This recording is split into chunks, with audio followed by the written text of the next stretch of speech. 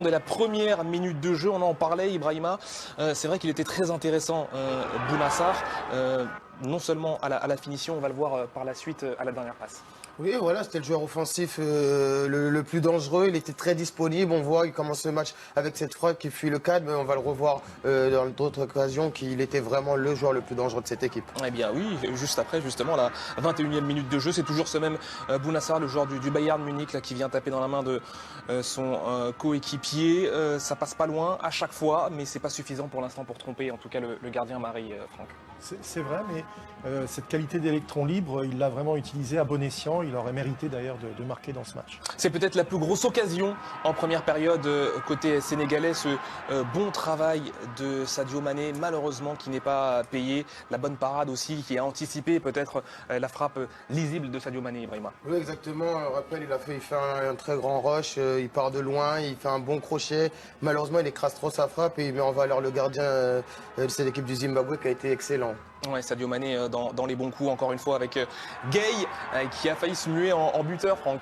Oui, service parfait de la part de Mané. Alors après, Gay, effectivement, il laisse un petit peu, il y a un contrôle un peu long. Est-ce qu'il doit tout de suite contrôler? Est-ce qu'il doit frapper en direct?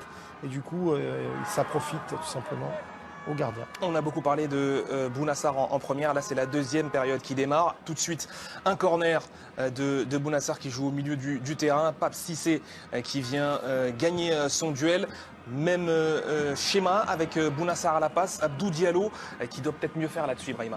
Oui, même si c'est sur la première occasion, elle est encore plus franche que celle-là d'Abdou. On voit que les coups de pied arrêtés sont très bien tirés. C'est une arme qui va être très importante pour cette équipe du Sénégal, mais ils ne trouvent pas le cadre, malheureusement, les deux.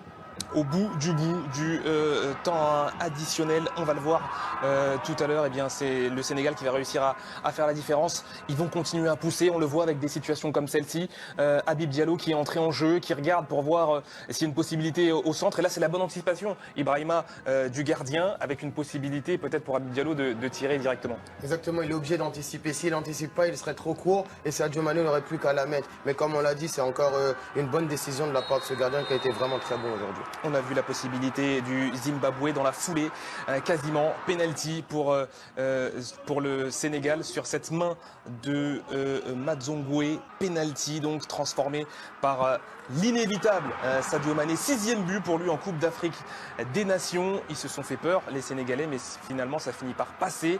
Et comme souvent, c'est Sadio Mané qui vient délivrer le Sénégal. Exactement, un grand soulagement pour les Lions de la Teranga qui n'ont pas produit énormément.